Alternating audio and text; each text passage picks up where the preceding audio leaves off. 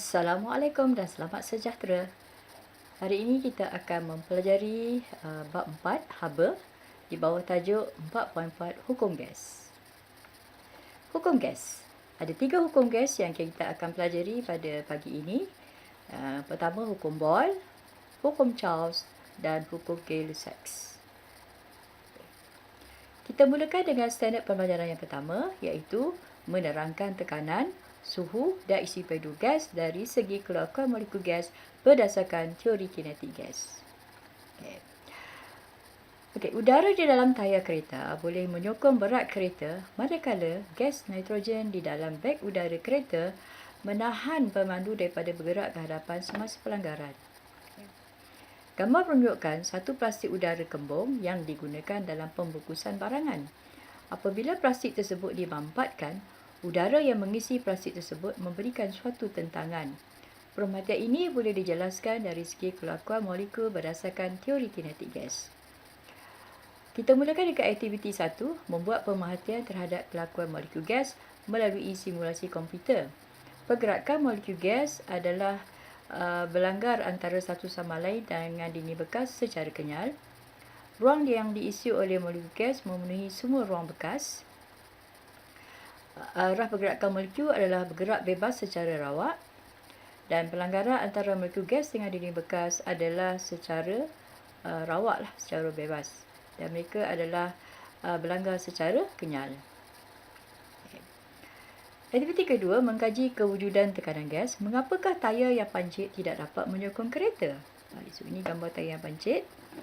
Kenapa tayar pancit tidak dapat menyokong kereta lagi? Ini adalah kerana tiada udara yang dapat menyokong kereta yang dapat memberikan tekanan pada kereta itu. Bagaimana udara dalam tayar dapat menyokong berat sesebuah kereta? Kerana udara mengenakan tekanan ke atas tayar. Mampatkan sebiji belon dengan tangan, seperti gambar rajah. Mengapakah belon itu tidak menjadi kempis? Kerana terdapat tekanan udara yang mengenakan satu daya. Okey. Jadi soalan seterusnya ialah bagaimanakah tekanan gas dihasilkan pada dinding bekas? Okay. Ini adalah simulasi pergerakan molekul gas. Jadi molekul gas sentiasa bergerak secara rawak. Mereka saling berlanggar antara satu sama lain serta dinding bekas secara kenyal. Setiap kali pelanggaran berlaku, terdapat perubahan momentum molekul gas. Tindak balas ini menghasilkan satu daya impuls yang dikenakan ke atas dinding. Kita tahu daya ialah kadar perubahan momentum. Perubahan momentum bermaksud molekul gas bergerak ke dinding bekas dengan satu momentum awal, dan apabila dia berlanggar, dia akan melantun balik semula, akan menghasilkan satu momentum akhir. Jadi momentum akhir tolak momentum awal kita namakan sebagai perubahan momentum. Kadar perubahan bermaksud momentum akhir tolak momentum awal per dengan masa. Jadi mendapatkan daya. Jadi daya per unit luas juga dikenali sebagai tekanan. Oleh itu, tekanan gas dihasilkan akibat daya yang disebabkan oleh pelanggaran dengan dinding bekas. So kalau soalan tanya apakah itu tekanan gas? Tekanan gas adalah daya yang dikenakan oleh molekul gas ke atas dinding bekas waktu pelanggaran dengan dinding bekas. Okey. Kita teruskan dengan aktiviti 3. So kita akan tengok mengenal pasti pemboleh ubah yang mempengaruhi kelakuan sesuatu gas. Okey, tutup muncung sebuah pijagari. So kita ada satu pijagari ni. So kita tolak omboh ke dalam pijagari. Apakah yang berlaku pada isi padu? Jadi isi padu akan berkurang, isi padu akan berkurang dan tekanan udara akan bertambah. Kena pastikan dua pemboleh ubah. So kita ada isi padu dan juga tekanan. Apabila isi padu berkurang, tekanan akan bertambah. Yang kedua, panaskan udara di dalam satu tabur uji dengan perlahan, si gambar rajah ni. Apakah yang berlaku pada suhu? Suhu akan bertambah dan isi padu akan bertambah. Maknanya kalau ada cair warna ni akan mengembang, akan naik ke atas macam bekas ni, nampak dia mengembang Jadi kena pastikan ada pemboleh ubah yang mempengaruhi tekanan gas, kelakuan gas, iaitu pertama suhu dan isi padu. So kita dah ada 3 isi padu, suhu dan tekanan. Jadi kesimpulannya daripada 2 aktiviti di atas, nyatakan 3 pemboleh ubah yang mempengaruhi keluarkan sesuatu gas, iaitu isi padu, tekanan dan suhu. Jadi kita buat kesimpulan, ciri-ciri gas isi padu adalah sama dengan isi padu bekas, suhu bersamaan dengan tenaga kinetik, iaitu tenaga kinetik purata berkadar terus dengan suhu. Maksudnya jika tenaga kinetik bertambah, suhu juga akan bertambah. Tekanan dihasilkan apabila molekul-molekul gas berlanggar dengan dinding bekas dan melantun balik, suatu perubahan momentum berlaku dan daya dikenakan pada dinding. Jadi daya per unit luas dan simbol. Tekanan P adalah Pascal, simbol Pascal adalah PA. Unit lain banyak kita boleh pakai centimeter mercury lah, salah satu contoh je. Okey, isi padu simbol dia adalah V, SI unit adalah centimeter padu. Okay, sama juga centimeter padu. Unit lain kita boleh pakai liter. Okey, bagi suhu, unit SI adalah Kelvin. Okey, kita akan belajar sekali lagi Kelvin tu apa. Dan simbol bagi unit SI adalah K, K besar dan unit lain adalah darjah Celsius. Alright.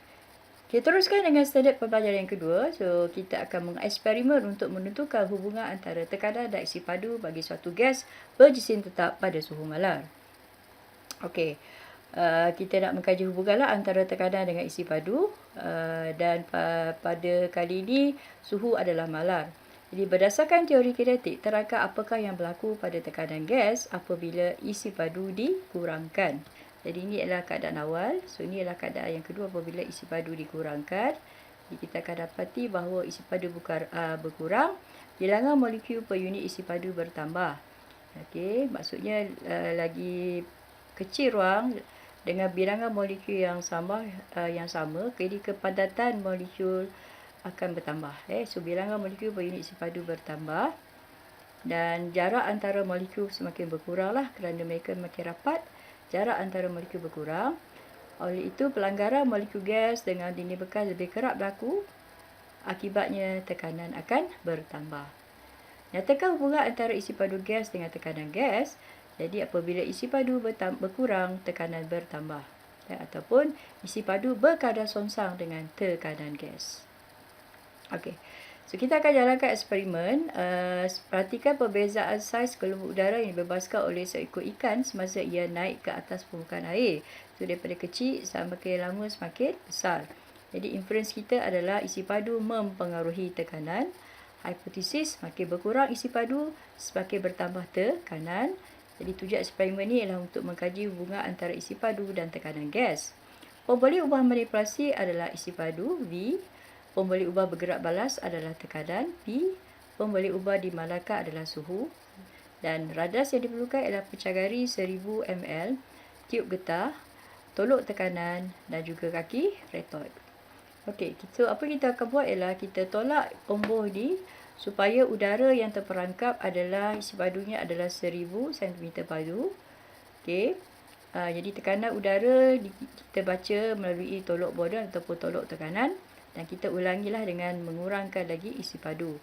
Jadi kita catatkan bacaan sini 10, 20, 30, 40, 50. Sebenarnya kita mula tadi daripada besar ke kecil kan. Jadi kita ambil 1 per V. 1 per V ialah 10. 1 per 10 adalah 0.1. Dan 20 ialah 0.05 dan seterusnya lah. Kita dapat bacaan. Dan tekanan adalah melalui bacaan tolok tekanan. Kita dapat bacaan dia 1.35, 0.65, 0.50, 0.30 dan 0.15. Dan kita dapati bahawa semakin bertambah isi padu, semakin berkurang tekanan. Jadi kita lukiskan graf. Jadi kita akan lukiskan graf. Jadi kita akan dapat graf dia macam ni lah. Ini kita lukislah. Kita akan dapat graf. Semakin bertambah tekanan, semakin bertambah isi padu, semakin berkurang tekanan. Jadi kita dapat graf kadar songsang begini. Dan untuk satu lagi, kita lakukan graf P lawan 1 per V tadi. P lawan 1 per V, kita dapat graf yang berkadar terus. Jadi sebenarnya dia adalah dua perkara yang sama kan. Jadi kita dapat di sini, kalau kita tulis P, P berkadar songsang dengan 1 per V. Dan kita boleh baca P berkadar songsang dengan V. Kita juga boleh baca P berkadar terus dengan 1 per V. So, ini adalah untuk graf P berkadar terus dengan 1 per V. Sebelah sini, belah kiri adalah P berkadar songsang dengan V. Okey. Itu daripada hasil dapatan daripada eksperimen. Jadi, kita dapati bahawa ini adalah yang kita sebut sebagai hukum Boyle. Jadi hukum Boyle mengatakan tekanan berkadar sonsang dengan isi padu bagi suatu gas bersistem tetap pada suhu malar. Jadi graf yang kita ada ialah P lawan V berkadar sonsang, P lawan 1/B berkadar terus dan PV adalah malar. So kalau kita boleh lukis kita boleh tulis kat sini. Sekali lagi, P berkadar sonsang dengan 1/V. P bawa ke sini kita dapat PV kan. So PV berkadar dengan 1, kita boleh tulis PV bersama dengan K. Yang mana K ni adalah per malar. So bila per malar, bila kita lukiskan graf, bila PV akan jadi malar. PV akan malar. Gitu. Kita masuk graf ya. Jadi kita pergi pada hukum Boyle lah, tekanan berkadar sonsang dengan isi padu bagi suatu gas bersifat tetap pada suhu malar. Okey, mari kita lihat dari segi persamaan. So kita tulis P berkadar sonsang dengan V. Sekali lagi, P bersamaan dengan K per V. Kalau jadikan sebagai persamaan lah. Jadi yang mana K adalah suatu pemalar, P adalah tekanan gas, V adalah isi padu gas, PV bersama dengan K. So persamaan kita jadi apa? PV bersamaan dengan K, yang mana PV itu adalah per malar. Jadi katakan satu gas mengalami perubahan tekanan dan isi padu daripada keadaan 1 kepada keadaan 2, situasi pertama ke situasi yang kedua. Jadi kita ada formula PV sama K. Jadi keadaan awal kita dapat P1V1 sama K. Keadaan akhir ialah P2V2 sama dengan K. Dan kita tahu K itu adalah pemalar yang sama. Jadi kita buat kesimpulan P1V1 bersamaan P2V2. So itu adalah ungkapan bagi hukum Boyle dari segi matematik. Okey, kita boleh juga menggunakan segitiga gambar ni kan. So kita ada 3 pemberi ubah tadi kan. Yang mana P ni ialah tekanan, isi padu, suhu. So dalam kes ni suhu dimalarkan, kita tutup suhu. Jadi kita dapat PV. Jadi formula kita ialah P1V1 sama dengan P2V2. Okey, itu hasil kita lah daripada hukum Boyle.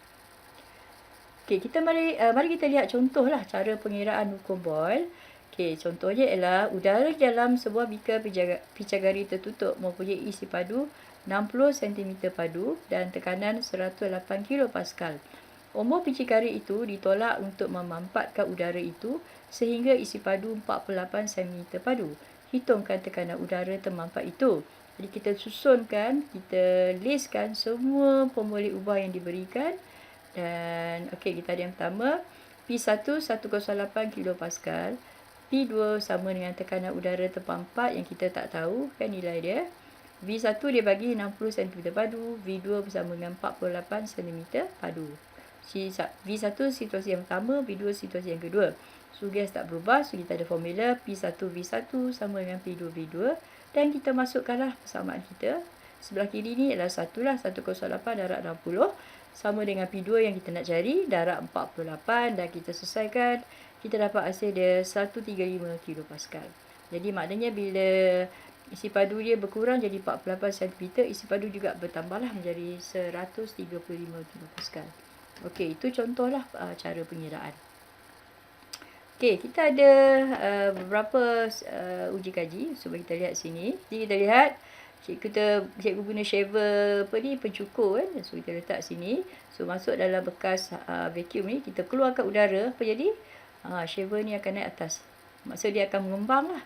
Kerana apa? Udara dalam balang ni dikeluarkan, jadi tekanan dia akan berkurang, jadi isi padu akan bertambah. Sekarang kita masukkan balik udara, dia akan mengerucut balik semula. Okey, so contohlah hukum Boyle. Okey, kita ada satu lagi, kita gunakan, okey, nama dia ialah marshmallow lah. Benda yang sama, kita keluarkan gas, keluarkan udara, jadi tekanan akan berkurang kat dalam ni. Jadi bila tekanan berkurang, isi padu akan bertambah. Nampak dia mengembang kan? Marshmallow ni. Okey, kita tunggu lagi sampai dia mengembang.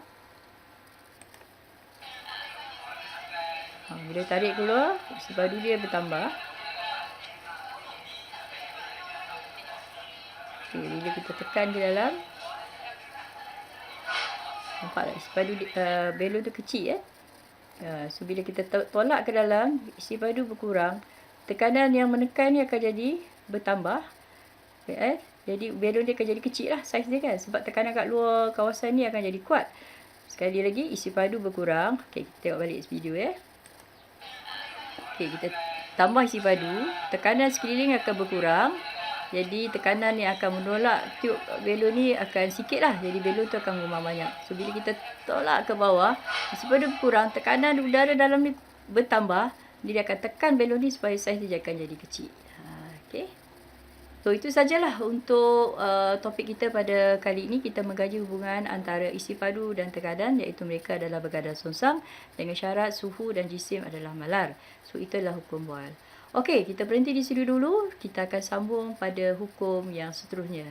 Sekian, terima kasih. Assalamualaikum. Selamat sejahtera.